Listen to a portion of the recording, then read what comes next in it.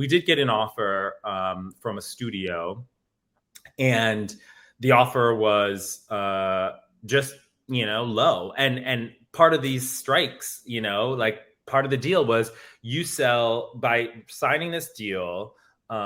You give away all rights to your mom's story. You will never be able to show this film without having our consent before you show it to any community. You can't really make derivatives. I could never make a film with actors about this story. I could never write a book about this story. So they take all rights for a very small sum because filmmakers are just so happy to have their film with this studio. They take advantage of your vulnerability. Absolutely. And hey, everybody else has said no to me. And on a call with the studio exec at 9 p.m. at night, this person said to me, well, if your film is so great, why hasn't anybody else put an offer in on it? I met you, was it like 2015? I think it's like 2015. Like pre-COVID, what is time, True. But I want to say it was like 2015 on the show. You're an entertainment contributor, correspondent, you have lots going on, and then you take this pivot. It's not like it is a major pivot, in my opinion, to go from like journalism into now documentary filmmaking. Mm-hmm. Tell us about Duty Free and tell us about why you said, okay, I'm going to make this pivot. Yeah. I was working for CNN and HLN at the time in 2016. I had been there for over 2 years, and prior was at MTV. But I was starting to feel like in 2016 with the elections that, networks were giving a lot of airtime to Trump, right? This is what sort of paid their bills. And so I was starting to become a bit disenchanted with network television and sort of cable news, if you will. And at the same time, my mom, who was a single mom, was fired from her job at age 75, and she was a hotel housekeeper. And so I thought, oh my God, like I've never seen my mom so distraught. She had no money. She had $600 in her bank account. And so I picked up my camera, as, we were told to do, coming up through school, to sort of document her story. And mostly it was because I just wanted to make sure that if anything, terrible happened, like at least I could have documented, all the facts in like an age discrimination case or whatever. And I just decided, you know what, I can't keep going to Boston and also hold down this job.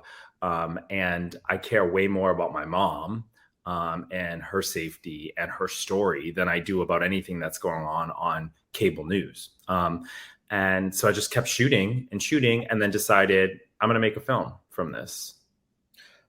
Oh my gosh, so many thoughts. So Duty Free is the story of your mom being released from that job. It covers ageism. It covers family. It also covers you connecting with your mom as a person and not just as your mom. That's right. Which, as we get older, is always very interesting, I think. Oh, yeah. Yeah. I've never seen, my mom was fired from her job. We went on a bucket list journey to do everything she could never do while she was on the job. And through those journeys, I was able to see a different mom, both one that was struggling deeply financially and trying to make sense of who she was, but also one who had all of these dreams and hopes and wishes at age 75, which so often our culture doesn't allow old people to have. Right. How did you convince your mom to go on a bucket list journey versus looking for a job? Because as you mentioned, she had limited funds in her bank account. When I saw your screening in LA, I did not realize you had a brother that had some mental health issues as well, that she was the sole caregiver of. So there were many, many things on her plate. How do you convince your mom to take time for her to check some of these things off of her bucket list that she's worked her whole life and that she deserves to experience? It's a great question, and it took forever because, and as you see in the film, she says, like, I don't want to go on a bucket list adventure. Like, I need a job. And, people who come from very little and don't have very much are constantly, sort of told like, you cannot have joy, you need a paycheck. And it just took a lot of time for me to sort of keep telling her, like, don't worry about money. Don't worry. Like, I got you, much like you always had me growing up. Like, I have you now. And so after a few months, she just decided to sort of do it. And interestingly, there was a moment in probably right around the time you saw the Rough Cut in LA, that somebody asked that same question, why would you take your mom on a bucket list adventure when what she needed was a job? And somebody in the audience piped up and said, well, why can't poor people experience joy? And that to me was the undergirdling of this film, that my mom had done everything that she could do in life. She had no vices. And yet we live in a country that you can work every day of your life and only have $600 in your bank account. And why cannot those people experience, jumping out of a plane or reuniting with family members, or just the deep human things that make people feel good inside? Mm-hmm. And both of your parents immigrated to this country. That's right. My dad's from Haiti. My mom's from the UK. Mm-hmm. I never told you this, but watching your film inspired me to take a trip with my mom. Oh my God, really? It made me go home and ask my mom one day, what were your dreams? I've never connected with my mom as a woman, like woman to woman. She's always been my mom, this somewhat conservative Creole woman from Louisiana who ended up with the bald-headed tattooed daughter who's really eccentric. And I asked her, I said, what's been your dream? And she said, I've always wanted to go to the Vatican. And she's like, I don't have the courage to travel by myself, that kind of thing. And I just so happened I got a big project that had a nice little quint with it. And like around like March or April of that year, my mother's birthday's in September. And I said, Mom, I'm going to take you to the Vatican. And we had like this totally different experience, but it was inspired by your film. Totally that's amazing. Yeah. There are so many people who watched that film and did something similar. And it just like blew my mind. I mean, we'd get stories, messaged to us about, oh, I did this, I did that. But I think the most important thing that I think came out of that film for audiences, particularly young people, was to say, you know what, like, I can renegotiate my relationship with my parents, and I can see them not just as parents who are sort of controlling and, but I can be honest with them, and I can ask them, to be vulnerable with me now that we're both adults and we can look each other in the eye, and to be able to have some of the conversations that I think some of the audience members were able to have. Like, those are things that you will never regret. You will never forget. And to go to a deeper level with your parents and say, like, I want to know who you are as a person, not just my mom, but who are you as a human? It's just like, I think it's the greatest gift that we could give ourselves. And as I get older, because I'll be 42 in December, I realized how young my mom and dad were when they had my brother and I, and what they were going through. Like, I'm like, oh, I don't know. Right. I don't know. Look at me. I know. Because when you're like 12, being 21 seems old.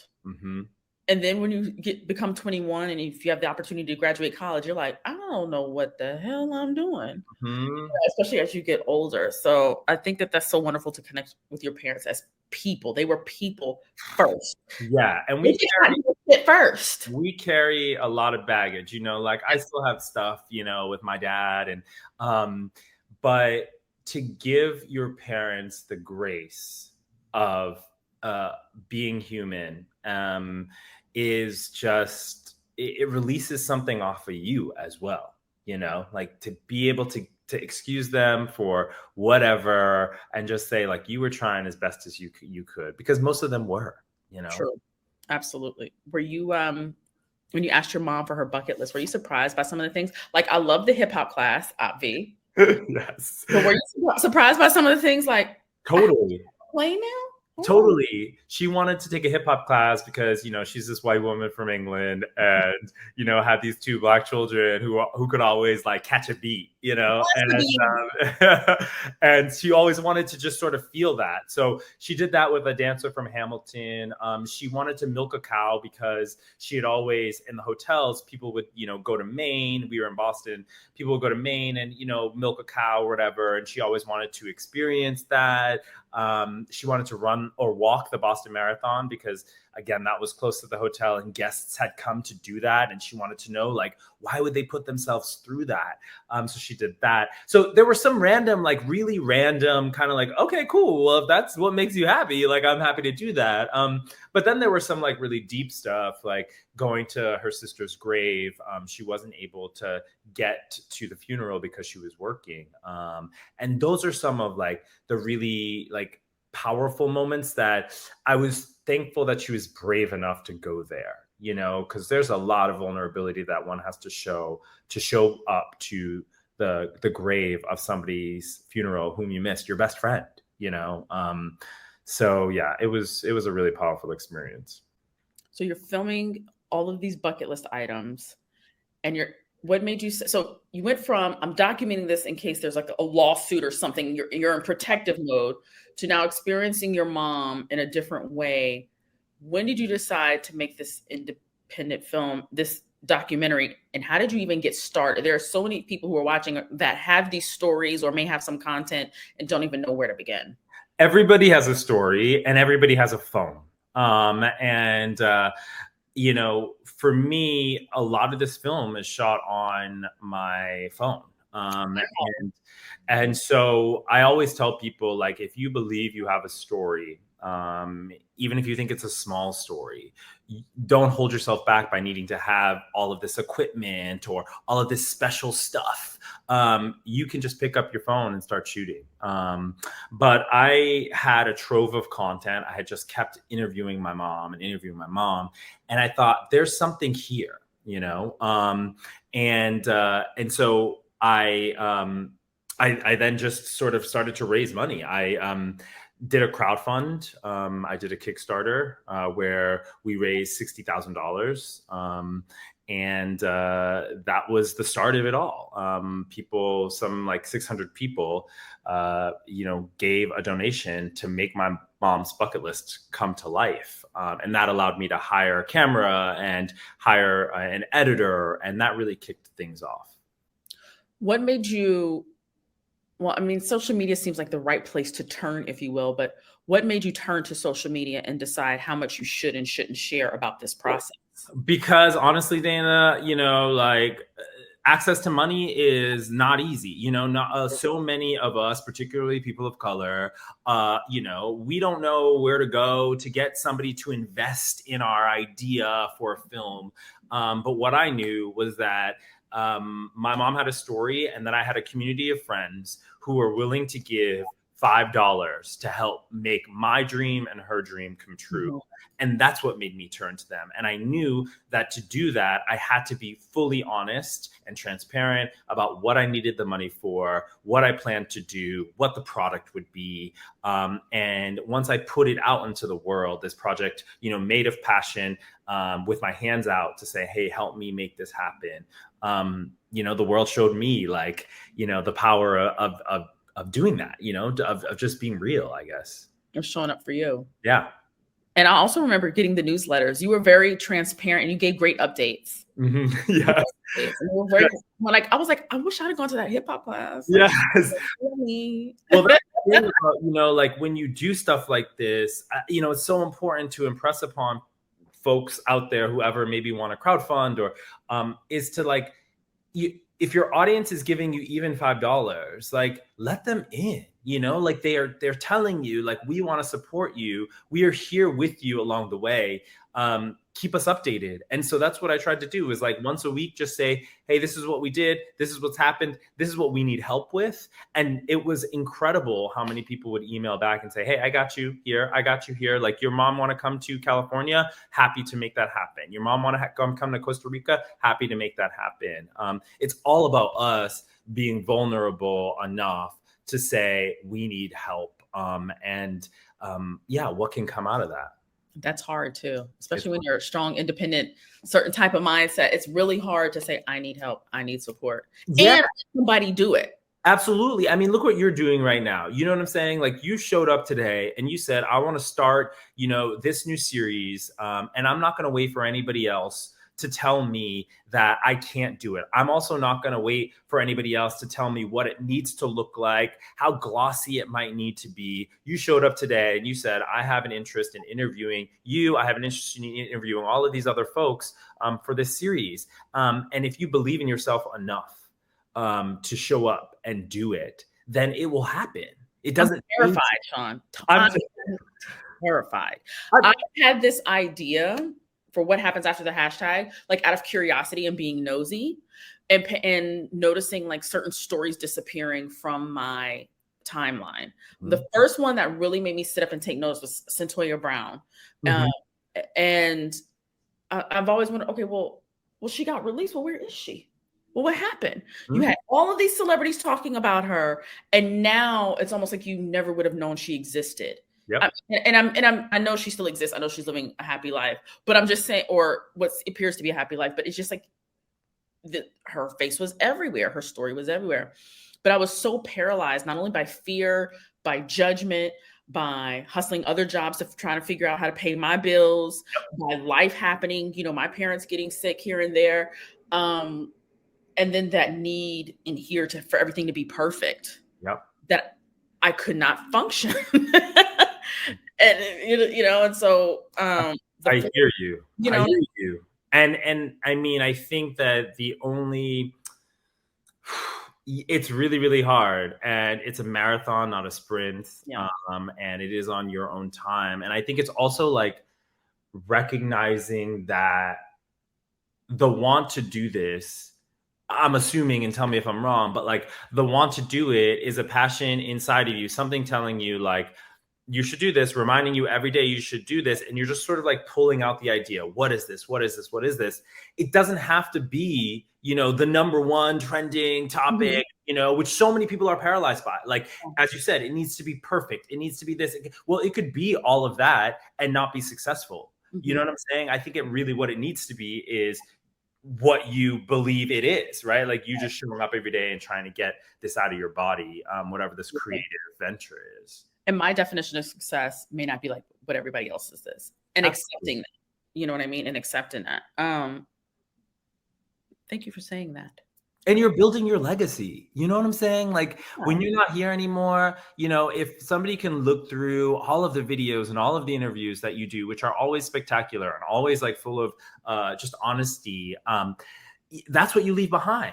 And maybe nobody saw one video. Who cares? Like you were there, like we would be able to tell your spirit and what you're about. And that's what this is about. This is what this life journey is about, particularly if you're an artist or a storyteller. It's like, how do I make sure that I, bring myself and my curiosity to every story that I tell and my perspective? And that's what you do, Dana. Thank you. Thank you. I appreciate that.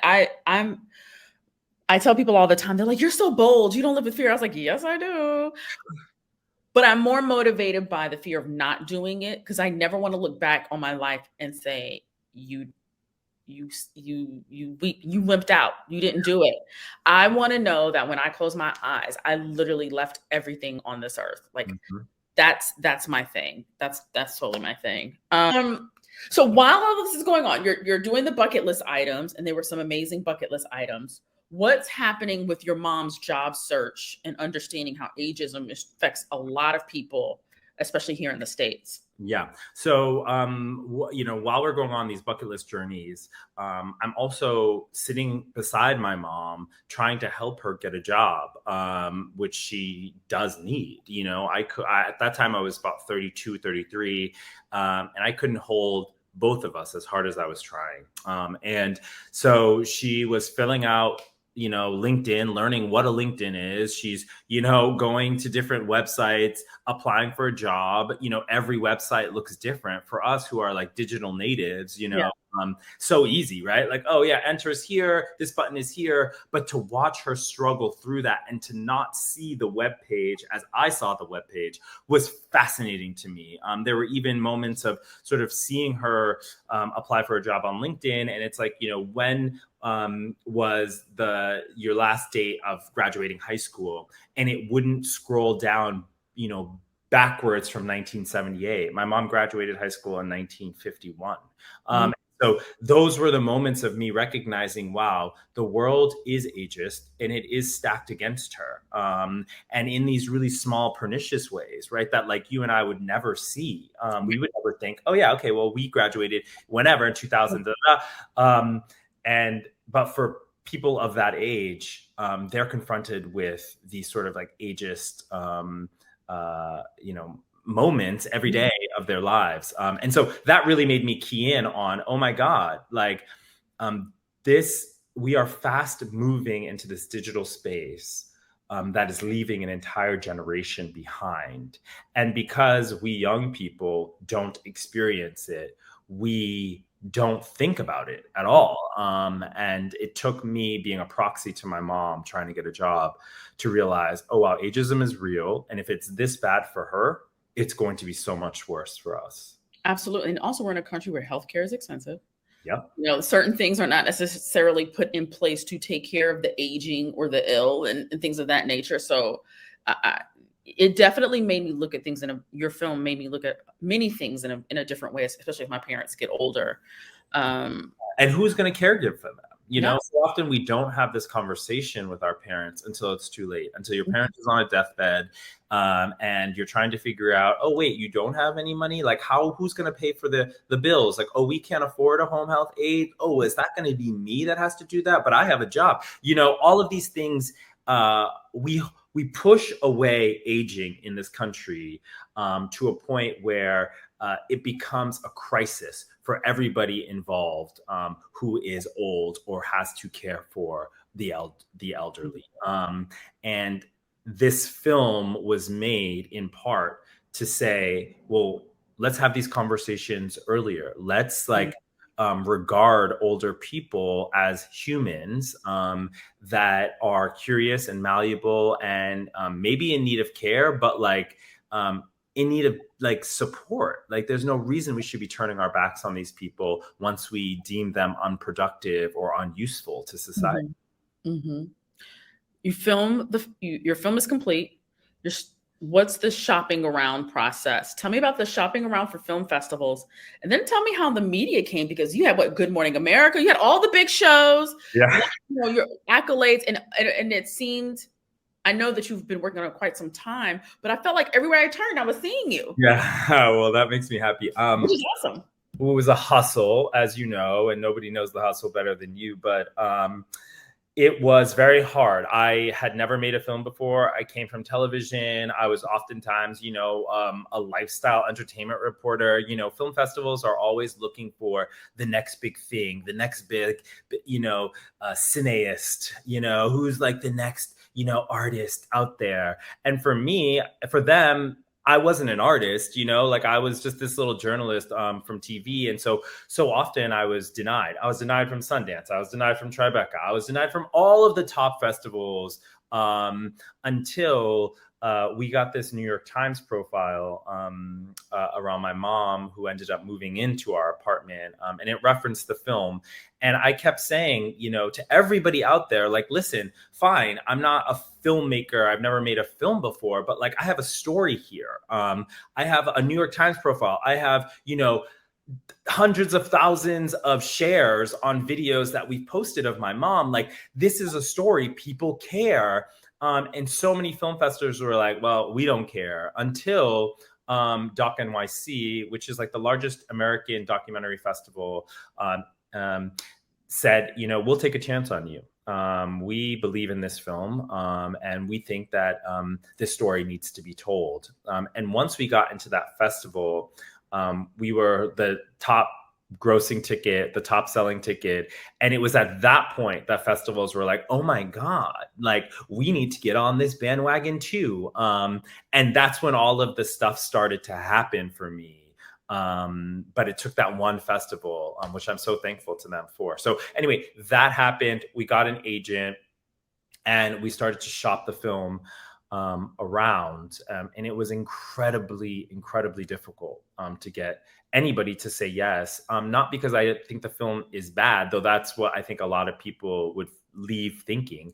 I think partially because who cares about an older woman and, her bucket list? I think like that was really what it was. It was so much more than that. The film was so much more than that. I know and to me, I was like, this is a great film, but we tested it, but I'm not in charge of what other people think. I can't control whether somebody wants to take a chance on this because there's been no other film like it before and they don't know how it's going to do and all of that stuff. Like, and it's taken me some time to like realize that. But we did get an offer from a studio, and the offer was just, low. And part of these strikes, like part of the deal was you sell by signing this deal.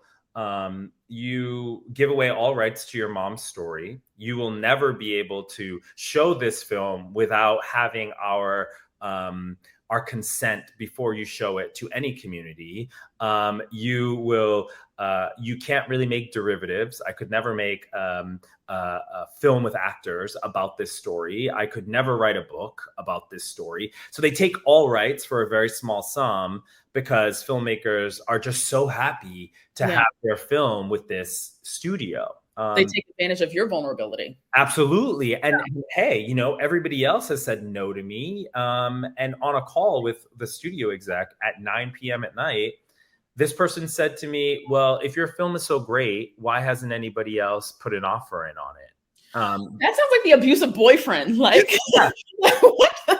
This is what independent filmmakers are up against. I try to, be really candid and honest about that conversation because it was really hard. It put my back against the wall to say, you know what? You're right. Like I should go with this. And they also take into consideration, not to cut you off, the fact that you are now financially taking care of your mom. You do have responsibilities and obligations. If they've watched the film, they know that your brother's also with you. And so they're like, let me see how much I can push Sean. Yeah. But what I said to them, Dana, was candidly on the phone, and the spirit came through me to give me the power to say this. But I said, the fact that you would offer me this price on a film about economic insecurity is criminal. So you can go back and discuss what you have available, but to do the right thing would be for you to pay me what this film is worth. And so anyway, we ended up denying that deal. And PBS had an offer. And for me, that was, good. It was a good offer. It allowed me to retain all of the rights to the film and all of the rights to my mom's story. It was going to be broadcast across the country on a channel that lots of older people watch, so that they could see themselves in this story. And so anyway, that's how it got out into the world. And then as for the press, it's just a great story. You know what I'm saying? This young kid takes his mom on a bucket list adventure where they're going across the world. He, helps to change her life. She is a star. I mean, my mom, if you see this film or if you ever see any clips, my mom is a star. She's fun to watch. She's lively. She's no BS. I like these dances that y'all do. And yeah, exactly. She's got her little moves. And so it ended up going viral, and we were a #1 Apple News story. We were, again, in the New York Times, the cover of the Boston Globe, like all over the place. CBS Sunday Morning. I mean, it was just incredible. It was a really incredible experience to have with her. How did going viral help not only elevate the film, but change both of your lives? Oh, my mom just told me this morning, she's like, I'm a really well-known person, I was like, this woman is 82 telling receipts, honey, receipts. Exactly. Let me show you my verified check on Instagram. I think for her, it changed her life in that it reminded her that she had value. It reminded her that she was somebody with a voice who had a platform that was undeniable, and that even in spite of how her former employers treated her, that that she was somebody. And to give that reminder to somebody of that age is the greatest gift in a society where at every turn they're told that they are nobody. And Especially when you're a woman.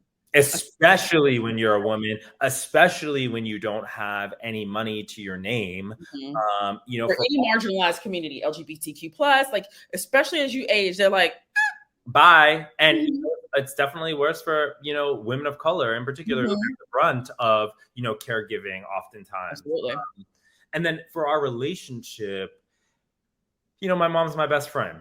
And this journey and the virality of it and having all of those videos, those media clips and stuff, like there's one day that my mom won't be here. And I get to look through all of those things and remember like how we've been flying high, you know, for the last 5 or 6 years in the making of this film, in the dissemination of this film. And it was just a beautiful thing to be able to do that with her. So you said it was about 5 to 6 years between creating and promoting and Getting that. That's a, you know, I love to share those timelines because I think social media also, you know, says it's an overnight success. Yes. You know, I posted it. Why am I not viral by Tuesday? Kind of thing. Exactly. And, you know, like we've been in this for a while now. You know, I had a job on TV for many years. I was a blogger for years before that. So telling stories has been my thing for well over a decade. It just happened that this was my biggest hit, if you will. So what's next for you? So my mom moved into my apartment in New York City, where I live with my partner. And so that's what's next. I'm working on a series. More information will be coming out soon, but working on a series around multi-generational housing in America. How do you raise a house of adults while grasping to become one yourself? That's like really what we've been at. Is there's a trend that more and more people are living multi-generationally, whether they're living with their mom or their grandparents or their kids and their stepdad, and more will, because we're being financially crushed. But how do we do that? How do we, you know, have conversations with our parents? How do we set rules in a home that they used to make the rules in? How do we give them the autonomy? And how do they communicate with us? How do they, you know, so all of those questions that there's really no guidebook for, we're both letting you into our home, but also speaking with other people who are doing it to sort of try and provide those tips and those stories. I think that's amazing. I think that is so amazing because I find I go to New Orleans to check on my father probably every 4 to 6 weeks. And now I'm parenting my parent. Yep.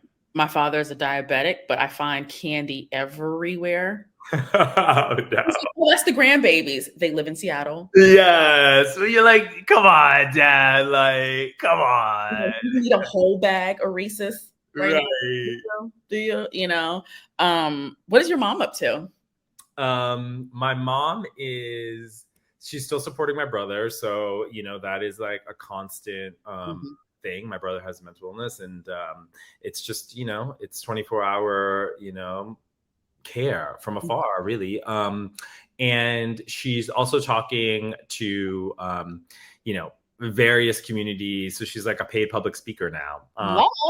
Right? She used to be an executive housekeeper, and now she's out on the speaking circuit. So she's talking about, you know, ageism with the National Council on Aging, or talking about economic insecurity with AARP, or, you know, just out and about, and really trying to work on the last page of a handbook, because she didn't know what to do on her last day of work.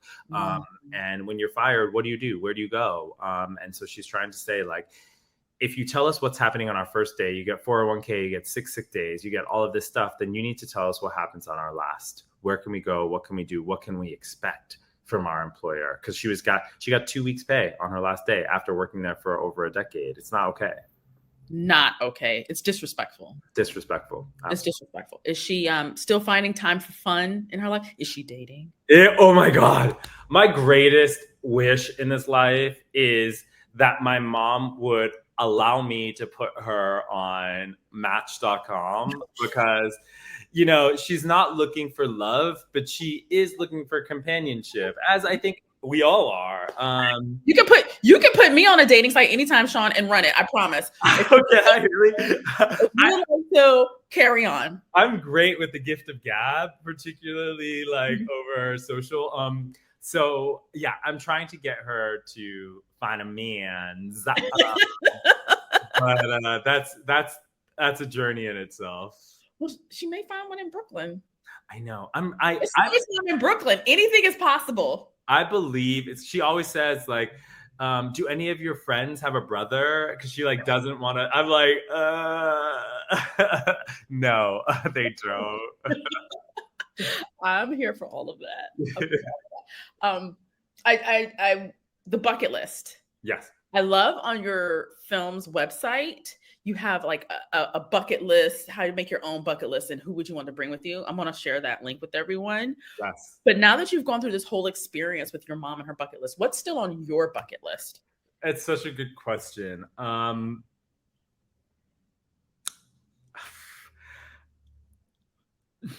Other than finding Dana Abu, what's on your bucket list? Yeah. My bucket list is like professional, but I don't want it to be like a bucket list should just be fun, you know, not like goals in my professional life. You know, I think I would love to go to New Zealand, like Lord of the Rings land. I was back on your site this morning and I was like, I don't know what my new bucket list would be. But also I realized there's a blessing in that to be able to say, I've done so many things that I've dreamed. And I come from a town this big. To now reimagine my bucket list, I think at 41 years old, I think it's pretty dope. Yeah, absolutely. And like how lucky you are. And you know, when I look back at my mom's story, I think like, wow, I was able to give her that. And the fact that you can give that to yourself. So that, as you said, there are no regrets on that last day. It's a beautiful thing. You're really so lucky to be able to do that. Thank you. Yeah, I feel extremely blessed and lucky.